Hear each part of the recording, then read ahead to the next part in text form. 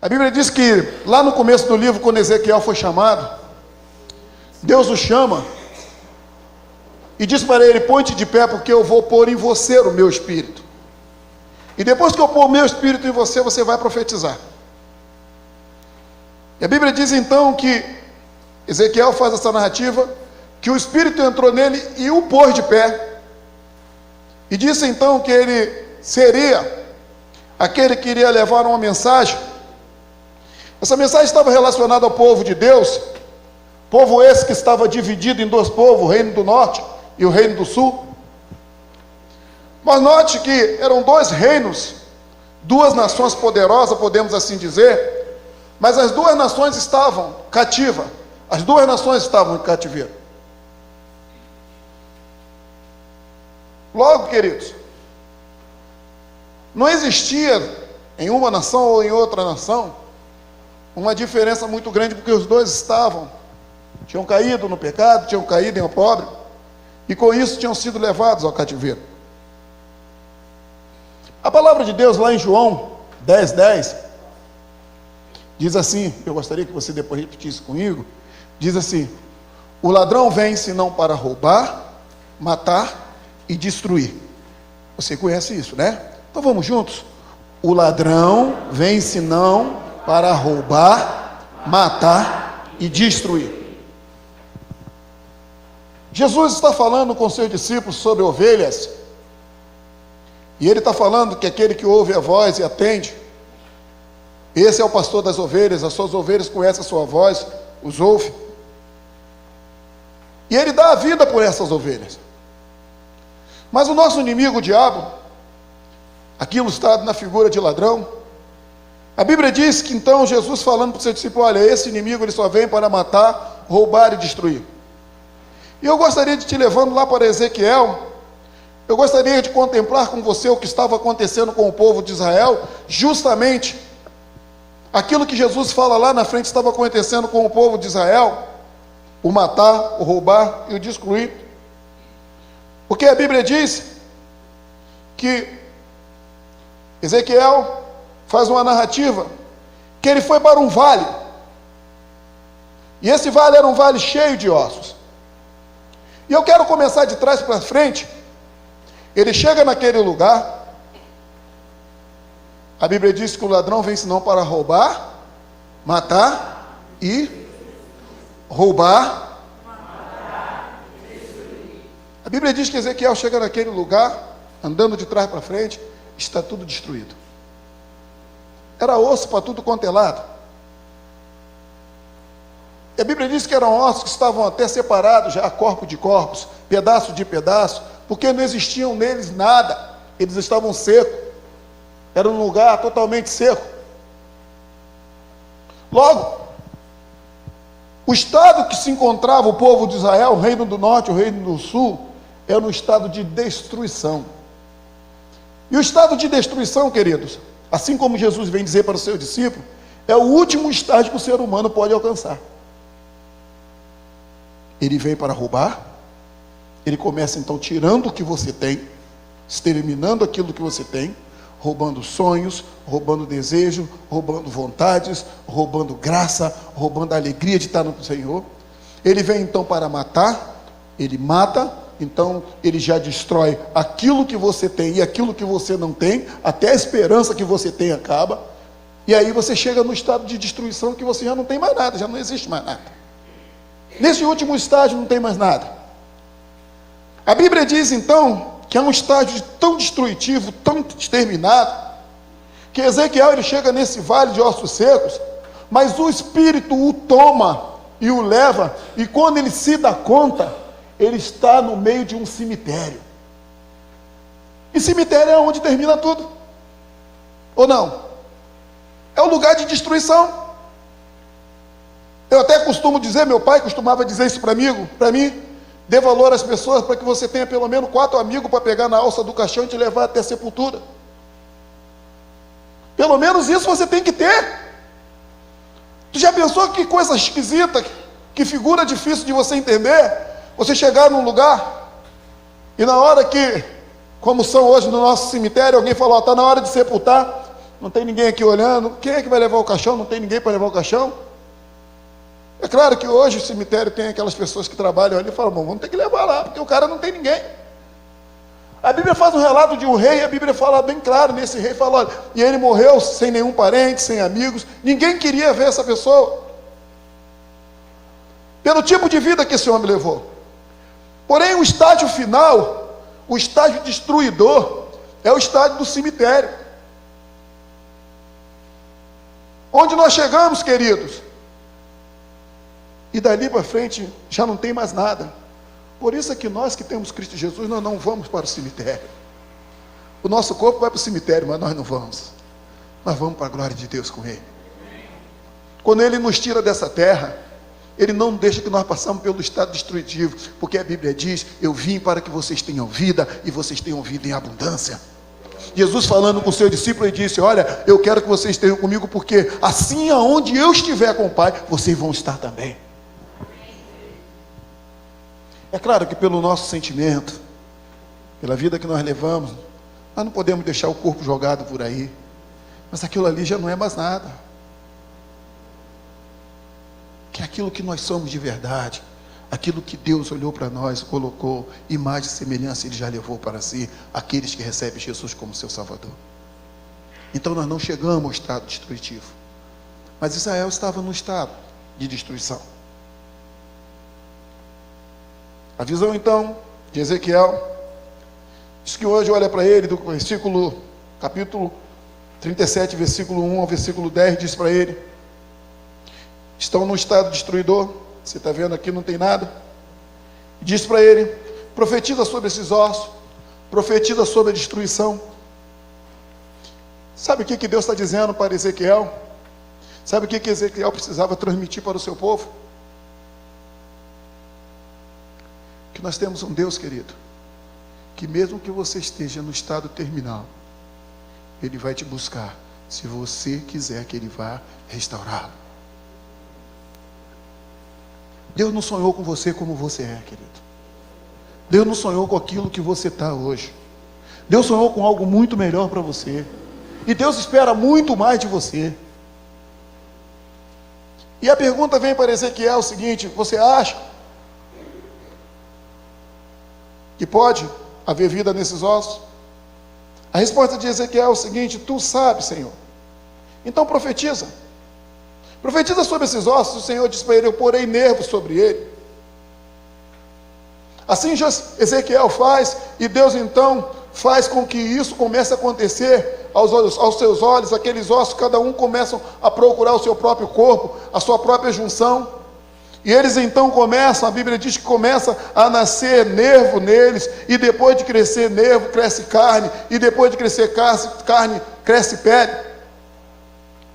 Mas o interessante disso tudo é que a Bíblia diz que depois daqueles corpos estarem ali formados, não havia vida neles. Porque o diabo vem para roubar, o diabo vem para roubar, eles estavam mortos. Mesmo tirando eles do estado de destruição total, que era o caos, que eram os ossos separados, o pó, mesmo olhando para eles agora como nervo, como carne, como pele, todos formados, ainda não existia vida neles, querido, porque eles estavam mortos.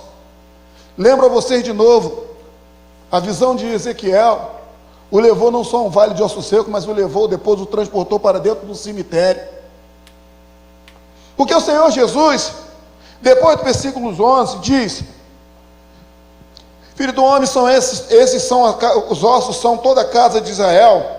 Aos nossos que se secaram e se pereceram, nossa esperança, nós estamos contados.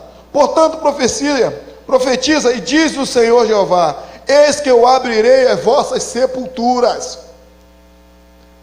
Estavam mortos, querido.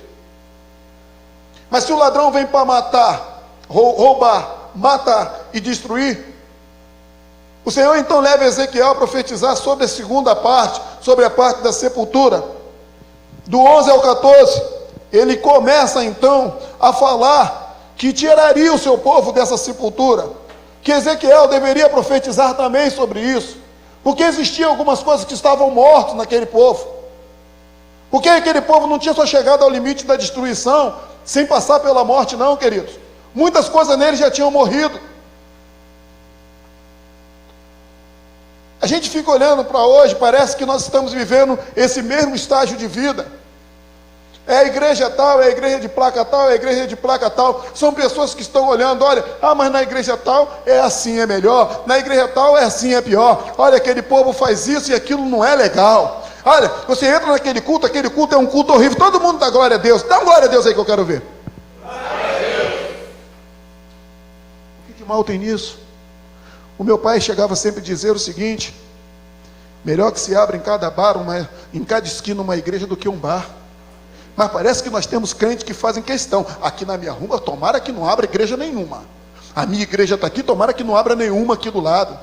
Quem dera que nós tivéssemos uma igreja aqui cheia, outra cheia do outro lado, porque eram pecadores que estariam se convertendo.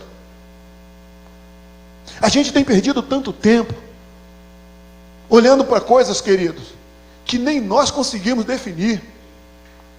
Quem aqui é capaz de dizer para mim que aquele que dá glória a Deus, que dá aleluia, vai para o inferno? Fala para mim. E qual é o problema? O problema é de liturgia de culto, porque você não dá. Eu nunca te proibi de dar glória a Deus aqui dentro. Eu já proibi alguém aqui dentro de dar glória a Deus? Levanta a mão aí. Eu me lembro que um dia que eu cheguei aqui, nós trouxemos o Paulo César Baruch aqui, tiramos os bancos, ainda estavam lembrando disso ontem, né? Pegar. E eu me lembro que a garotada que entrou e adentrou isso aqui, invadiu aqui dentro aqui, estava dançando, que estava uma beleza. Nós ainda tínhamos a galeria ali em cima ali. E o Baruch estava aqui, o Baruch dançava de um lado para o lado, para o outro no palco, e eles dançavam aqui embaixo. E eu me lembro que uma irmãzinha chegou para mim e falou: pastor, os meninos estão dançando lá dentro. Eu falei: irmã, melhor aqui do que no baile lá fora. Eles aqui, eles estão protegidos. Qual é o problema? Davi dançou, querido. A Bíblia diz que Davi dançava e dançava muito. Davi, quando foi lá pegar a arca do concerto, a Bíblia diz que cada 6 passos que ele dava, ele parava e dançava. Mas sabe qual é o nosso problema, querido? É que a Bíblia diz que ele parava, dançava e ele sacrificava. E nós não queremos sacrifício, querido. É muito melhor o nosso cultinho esverçadinho, uma coisa bem certinha assim, né? Aqui não se fala, aqui não voa mosca, né? Aqui todo mundo é bonitinho, aqui todo mundo é legalzinho. Se não for bonitinho lá fora, não adianta, querido. Na tua rua tem sepultura aberta, tem muita gente morrendo e você não está fazendo nada. Na tua família tem sepultura aberta e você não está incomodado. Sabe o que incomoda você? É quando morre um ente querido seu e você fala: eu não pude ir no enterro dele, eu queria tanto, que eu gostava, queria lá me despedir pela última vez. Você deveria ter se preocupado se ele está descendo a sepultura espiritual. Mas a nossa preocupação é bem outra. A nossa preocupação é outra. A nossa preocupação é se fala em língua. A nossa preocupação é se o Espírito está lá ou se no Espírito não está. Querido, eu tenho me preocupado nos últimos dias, sabe em quê? Em deixar o Espírito Santo fazer aquilo que Ele quer fazer. Porque eu tenho certeza que o que Deus tem para mim é o melhor. Sabe o que tem me preocupado? É se Deus está agindo ou não, querido. É isso que nós temos que começar a se preocupar. Sabe por quê? Porque é nesse momento que está passando a família Varanda, que muitas vezes a gente está desesperado. A gente está chorando, a gente está correndo de um lado para o outro. Nós temos um Deus bondoso. Eu estou passando mal desde as 5 horas da manhã. Acordei com a cabeça estourando. De uma coisa de lá para cá, que o meu estômago está ruim. Eu não como, fico com fome, com dor no estômago. Eu como, começo a querer vomitar, botar tudo para fora. E eu acabei de almoçar, e a Marta falou: e aí? Falei: estou passando mal de novo. Meu filho pulou da cama no quarto ao lado, pulou e falou: o senhor está passando mal, pai? Falei: estou. Falei: desde cedo, filho. Ele falou: mas por que o senhor não falou comigo? Eu falei para ele: pai, não queria te preocupar. Ele falou: pai, se eu tivesse falado comigo, eu ia orar por você. Eu quero orar por você agora. Ele acabou de orar por mim e ele disse: pai, fica tranquilo. Deus é bom o tempo todo.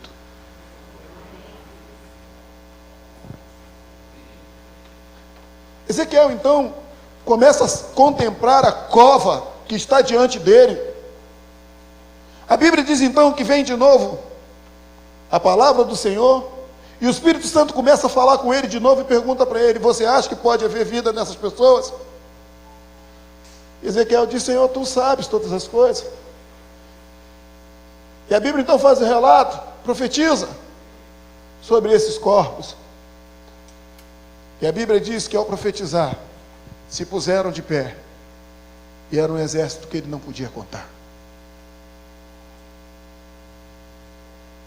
O ladrão vem senão para roubar. Mas ainda faltava uma última coisa. Versículo 15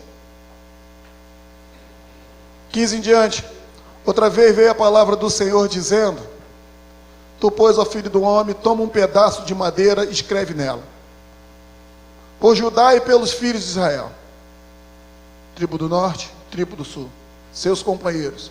E toma outro pedaço de madeira e escreve nela: por José, vara de Efraim, e por toda a casa de Israel, seus governantes, seus companheiros. E ajuntam um ao outro, para que se unam e se tornem uma só vara na tua mão. E quando falarem aos filhos do teu povo, dizendo: porventura não declararás o que significa essas coisas? Tu lhes dirás: assim diz o Senhor Deus, eis que eu tomarei a vara de José, que esteve na mão de Efraim, e das tribos de Israel, suas companheiras, e as ajuntarei à vara de Judá, e farei delas uma só vara, e elas se farão uma só na minha mão. E as varas, sobre qual houveres escrito, estarão na tua mão, perante os olhos deles. Dize depois: assim diz o Senhor Deus, eis que eu tomarei os filhos de Israel dentre os gentios, para onde eles foram, e os congregarei de todas as partes, e o levarei à sua terra. Querido, Deus agora queria trazer de volta aquilo que foi roubado. Porque o ladrão, ele vem para roubar, matar. Agora não existia mais destruição. Agora não existia mais morte. Aquele exército estava de pé porque neles entrou o fôlego de vida. Mas ainda existia um roubo. Existia dentro de uma nação para outra rixas. Existia orgulhos. Isso tudo, querido, não estava levando eles para lugar nenhum. Os impedia de ser uma grande nação perante ao Senhor. Os fazia um povo dividido diante do Senhor. Sabe, queridos, sabe o que tem matado a igreja? A gente está muito preocupado com o pecado. Ah, pastor, fulano mora com fulano, ainda não se casou. Aqui eu não quero no templo. Ah, pastor, fulano está com a vida torta. Aqui eu não quero. Essa semana eu atendi um rapaz, e atendi ele na minha garagem. Ele esteve aqui na semana passada, e ele chorava o culto todo. E aí eu conversei com ele, falei para ele: eu vou abrir atendimento segunda ou terça-feira, o dia que eu chegar mais cedo, eu estou chegando muito tarde todo dia. E eu cheguei, acho que na terça-feira, eu o atendi na minha garagem. Ele estava lá, aproveitei que ele estava conversando lá com o pessoal, lá batendo um papo, e ele começou a chorar, do mesmo jeito que ele estava chorando aqui. E ele disse: sabe, pastor, eu fui tão magoado, eu prometi que eu nunca mais botava o pé numa igreja. O senhor viu como eu estava domingo? Eu nunca botei os pés na casa do Senhor de chinelo. Mas domingo eu fui contrariado, eu fui lá porque eu não queria ir. Fiz nem questão, eu gosto sempre de estar arrumadinho na casa do Senhor, eu gosto de botar meu terno. Mas domingo eu fui de chinelo mesmo. Mas aí quando eu comecei a ouvir a palavra, eu comecei a me render. E eu queria dizer para o Senhor que eu preciso de ajuda. Sabe por quê, pastor? Pelo menos 3, 4 vezes na semana, eu começava a orar às 9 horas da noite e parava às 9 da manhã. Eu cheguei a jejuar 40 dias. Sabe por quê? Porque eu cansei de passar a noite traficando droga. Eu achei que nunca foi demais, nunca era demais eu gastar um pouco de tempo também fazendo as coisas de Deus.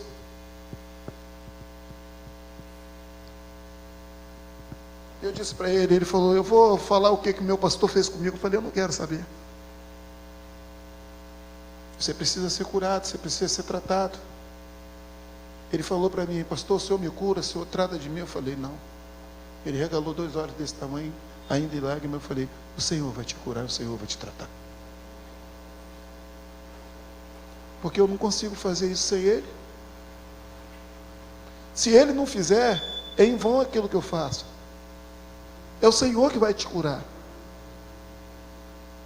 Querido, se tem alguma coisa que foi roubada na sua vida, quem pode trazer de volta é o Senhor. Quem pode restaurar é o Senhor. Você não precisa procurar no pastor, mas também não precisa procurar na droga, não precisa procurar no cigarro, não precisa procurar no pandeiro imundano, porque você não vai achar de volta. Só o Senhor consegue restaurar aquilo que tu perdeu, aquilo que o inimigo levou. Só Ele é que vai conseguir fazer esse caminho de retorno. E tem uma coisa muito mais importante nisso. Ele só vai trazer de volta aquilo que pertence a Ele.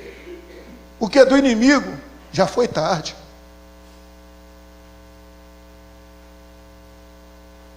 A Bíblia diz então, que Ezequiel toma essas tábuas. E do versículo 24 ao versículo 28, diz assim, e meu servo Davi será rei sobre eles. E todos eles terão um só pastor. E andarão no meus juízos e guardarão meus estatutos e os observarão.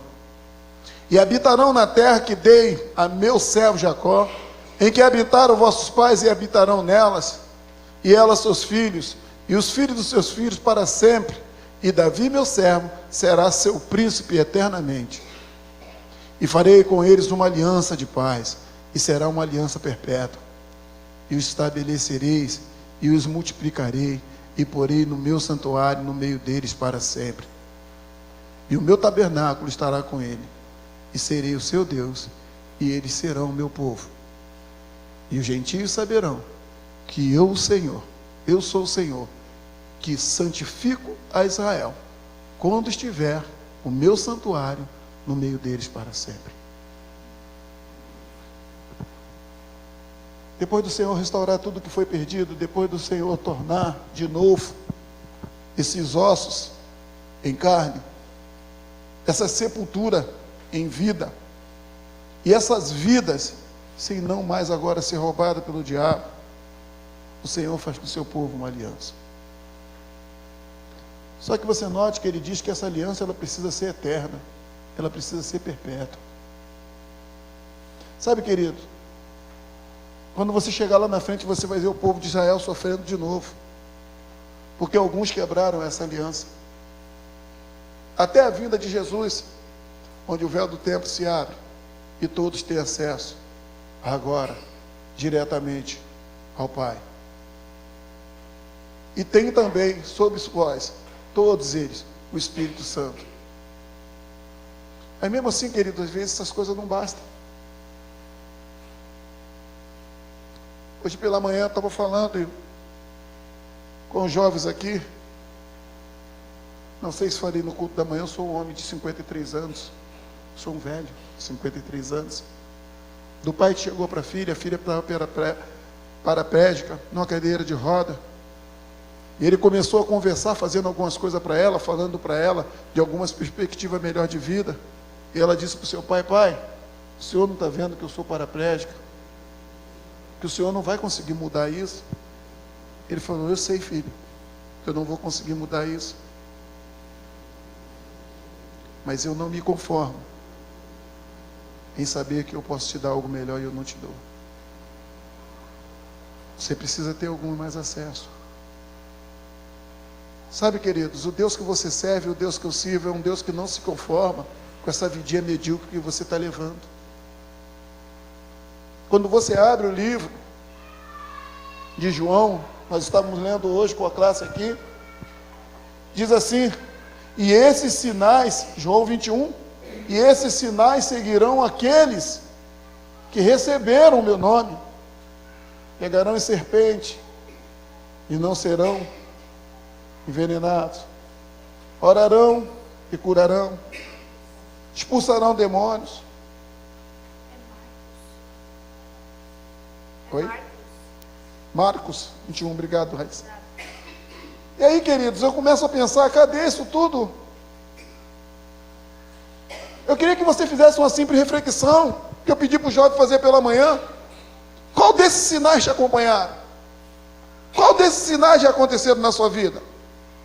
Porque a Bíblia diz, esses sinais acompanharão aqueles que recebem Jesus. E se esses sinais não estão te acompanhando, ou você não recebeu Jesus, ou a Bíblia é mentirosa. Pastor, como é que eu trato isso? Como é que eu faço isso?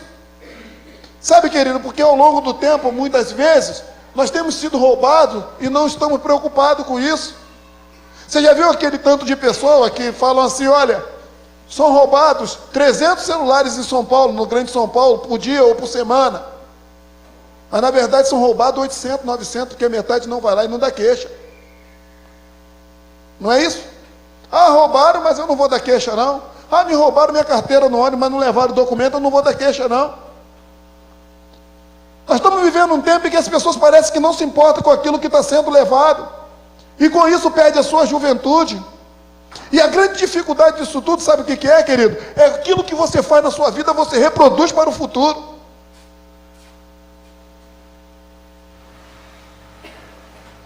Eu disse para alguém essa semana, não fica preocupado em dar comida para o teu filho, não. Não fica preocupado em dar escola para o teu filho, não.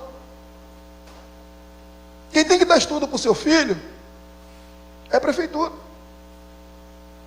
Você precisa mandá-lo para a escola. Querido, o que você precisa dar para o seu filho é exemplo. Você está querendo que o seu filho seja médico se você não fez nem a primeira série? Você está querendo que o seu filho fale difícil? E eu posso falar para você, porque eu sempre sou muito exigente dentro da minha casa. Ontem saí com meus netos para poder jogar uma bola à noite, com o Arthur e com meus netos. E aí parei lá na Praça da Moça, de frente tem um bar de rock lá. E quando nós saímos de lá, brincamos, aquela coisa toda de bola. O pastor já era quase a bola, já estava todo lascado, todo, né? Acordei hoje que não conseguia dar um passo. Aí, o meu neto, que tem 4 anos de idade, mais ou menos, né, Murilo e Micael, 5 anos, né? Os gêmeos. Eles entraram no carro, abriram a janela, um virou para o outro e falou, olha lá, Mica, maluco troca demais, hein? É muito louco o maluco. Eu falei, onde você está vendo maluco aqui? Que hospício que tem aí? Da onde saiu esse linguajar? Da onde saiu isso? E ele categoricamente disse para mim, meu pai que fala assim, tio. Vovô, é muito louco. A gente vai ensinando algumas coisas nossas, querido, a gente vai pegando para nós e a gente vai reproduzindo o tempo todo. Mas assim como Ezequiel, eu queria te contar uma coisa. Deus tem chamado o seu povo, e Ele quer pôr de novo no seu povo o seu espírito. Essa semana alguém mandou para mim um relato maravilhoso, que é aquela passagem de Moisés, quando Moisés está desesperado, que ele não sabia mais o que fazer com o povo, e Deus diz para ele, pega os 70 que está trabalhando contigo, separa eles, que eu vou tirar um pouco do teu espírito, do espírito que eu pus em você, e vou dividir com cada um deles. E aí a Bíblia diz que Moisés os reuniu, e o espírito de Moisés foi tirado, e foi dado um pouquinho para cada um, para que eles tivessem a mesma ação que Moisés tinha, para que eles fizessem as mesmas coisas que Moisés fazia, para que conseguisse tratar com o povo. E a promessa de Deus é tão grande, querido, que a Bíblia diz que tinha 2, sabe aqueles atrasadinhos que demoram a chegar na igreja? Ficaram vendo Faustão e quando viram, está em cima da hora, deixa eu tomar um banho e correr. Ah não, eu vou sujo assim mesmo, mas eu só vou botar um perfume, e sai correndo para a igreja. Esses 2 não tinham chegado. E a Bíblia diz que, como era a promessa de Deus, o espírito de Moisés saiu e foi lá onde ele estava, e os alcançou, e lá mesmo onde eles estavam, eles começaram a profetizar. A gente vive resistindo muita coisa. A gente vive querendo uma vida santa com Deus, uma coisa muito certinha. Sabe, queridos, eu olho aquela foto do neto do Luizão e falo, Senhor, faça a sua vontade. Não, Senhor, eu vou botar o meu joelho e vou dizer para você, Senhor, mesmo que tu não faça a minha vontade, o que eu quero é isso aqui, ó. Porque o chamado de Deus é para que você profetize. O chamado de Deus é para que você tenha uma vida com Ele, para que você tenha uma vida de pessoas que estão andando de verdade, não como zumbi, para que você não tenha uma vida mais mortas. Nós estamos vivendo, parece que dentro de uma cova, é uma sepultura tão grande ao nosso redor, que a gente não faz nada, a gente sai do nada para o lugar nenhum. Pega a tua vida, você me desculpa o que eu vou falar para você nessa noite, fala para mim, o que você planejou para esse ano, e que você quer como alvo. Nós paramos de fazer isso, a igreja parou de fazer isso. O que você sonha para esse ano? Não, pastor, eu quero só minha comidinha na mesa, está tudo certo, chegar no final do ano sem dívida. Isso é pouco porque Deus tem para você, querido. Você não sonha mais, você não vive mais, sabe por quê? Porque você foi roubado, te tiraram o prazer de sonhar com o Senhor. E aí aquilo que você tinha como sonho morreu, está na sepultura, querido. E você ainda não notou que você está agindo dentro da sepultura, sabe por quê? Porque você está andando de um lado para o outro, você acha que você está vivinho. O povo de Israel também pensava que estava vivinho. E quando você vê, você chegou a um estágio de destruição, aquilo que você tinha se foi, você gastou tudo que você tinha, aquilo que você um dia sonhou foi embora. E a gente vive ainda olhando para a televisão e acreditando naquelas novelas, nos amores antigos, né? Aquela coisa tão linda que vai voltar. A Globo nos ensinando que você pode casar, pode ter filho, mas amanhã se o amor antigo voltar, você vai viver esse grande amor. Nossos sonhos só podem ser vividos e realizados no Senhor, querido. Eu quero dizer uma coisa para você nessa noite. Se você teve alvo roubado, se o diabo já roubou alguma coisa sua e já matou o seu sonho na sua vida, eu queria que você começasse a reviver. Eu estou me preparando. Não disse isso para muita gente ainda. E a oportunidade para dizer é essa. Essa igreja vai começar a jejuar. Essa igreja vai começar a orar. Já tem uma parte dessa igreja que está fazendo isso, juntamente com o pastor. E eu vou te falar uma coisa que você acredite ou não. Depois que nós começamos a orar, depois que nós começamos a jejuar, Deus tem trago algumas pessoas aqui para dentro. Não é assim, Sueli? Eu conheço a Sueli um montão de tempo. A gente nunca falou nem bom dia, nem boa tarde, nem boa noite um para o outro. É verdade, Sueli? E Deus me deu a oportunidade de nós começarmos a caminhar junto. Eu comprei uma Kombi. Estou fazendo toda a funilaria dela, para poder pegar os irmãos em casa. Eu vou ter que comprar outra para pegar. Essa Kombi tem que vir muito cedo de casa, porque eu já tenho 6, 7 vizinhos, daqueles que estão vindo aqui. Hoje eles até não vieram, porque tinha um aniversário que estava marcado, e era de família. E vai chegando um, vai chegando o outro. Até essa semana eles vão muito procurar o Felipe. Eu pedi o Felipe, falei, Felipe, você precisa me ajudar com isso aí, porque você é muito carismático, você é muito brincalhão, as pessoas já chegam a você, me ajuda nisso aí. Quem sabe, falei isso para ele, pergunta para ele, quem sabe Deus está te dando um ministério para você trabalhar? Quem sabe Deus está querendo te usar? Se deixa ser usado pelo Senhor, porque isso é privilégio. O gordinho perguntou para mim assim, quantas pessoas cabem numa Kombi, pastor? Falei 10, com o motorista 11. Mas se eu for vir só de Kombi para casa, acabou o lugar, não tem mais vaga não, viu, Alain? Continua vendo com o teu carro. Mas isso não é privilégio meu, querido. Isso precisa ser privilégio seu também. Nós vamos começar. Hoje eu ouvi de um pai uma coisa tão interessante. Deus tocou no meu coração, fui fazer uma visita de um garoto que estava vindo aqui, parou de vir. Não é isso, vó Vertina? Fui lá. A minha esposa estava junto comigo. E ele está rebelde. O pai falou para mim, ele está muito rebelde. E eu falei, puxa vida, ele estava indo lá na igreja, estava tão bem, tão interessado na palavra de Deus. Ele falou, então, pastor, de repente começou com uma rebeldia dentro de casa, e daí não foi mais para a igreja, estava indo tão bem lá, estava tão feliz.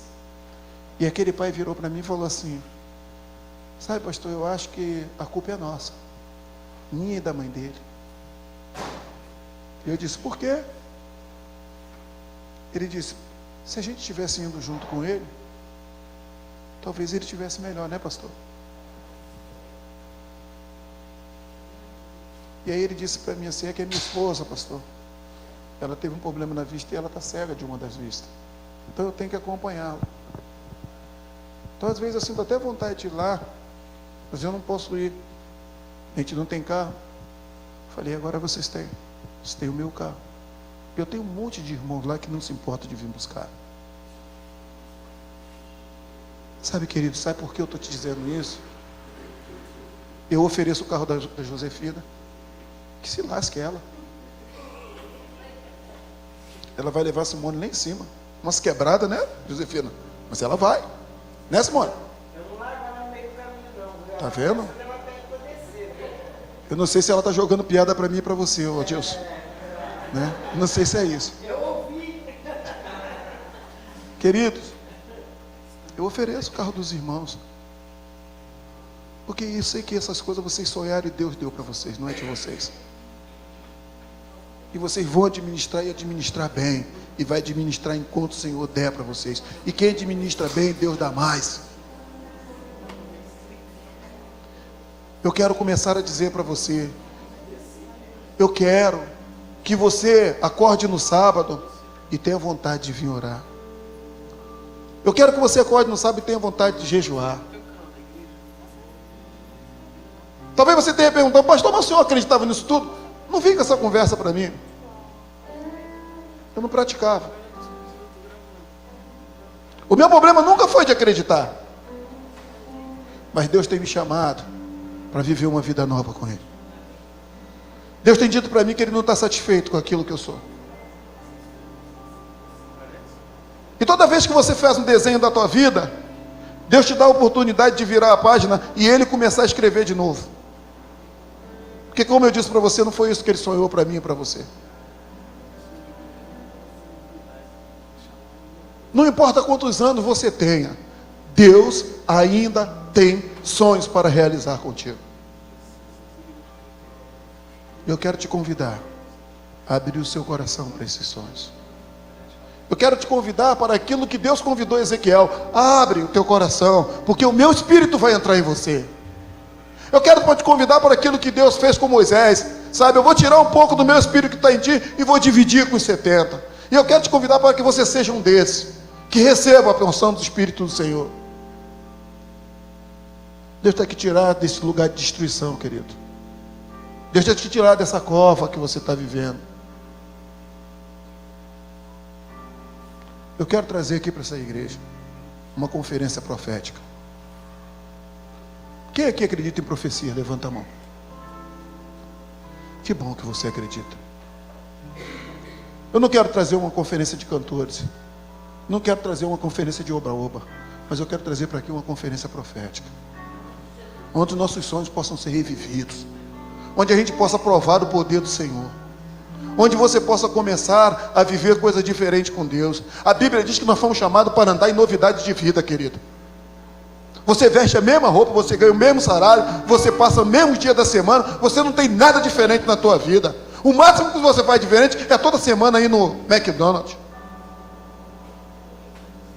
Qual foi a última vez que você orou e que alguém foi curado? Qual foi a última vez que o demônio se apresentou para você e você o expulsou? Talvez ele nem se apresente para você, porque ele não se dá nem o trabalho. Alguém disse para mim uma coisa hoje muito interessante. Alguém disse: pastor, talvez esse mal-estar todo é que o Senhor começou a mexer com o que é espiritual. Você descarta isso? Eu não. Mas eu não quero parar. Eu quero que aquele vale de ossos secos que estava dentro de mim cresça nervo, cresça carne, cresça pele, e que sobre eles venha o Espírito de Deus e o ponha de pé de novo, para que meus sonhos sejam realizados, e que nunca mais eu dê oportunidade para o demônio roubá-lo. Se você também quer isso, eu quero te convidar a ficar de pé e nós vamos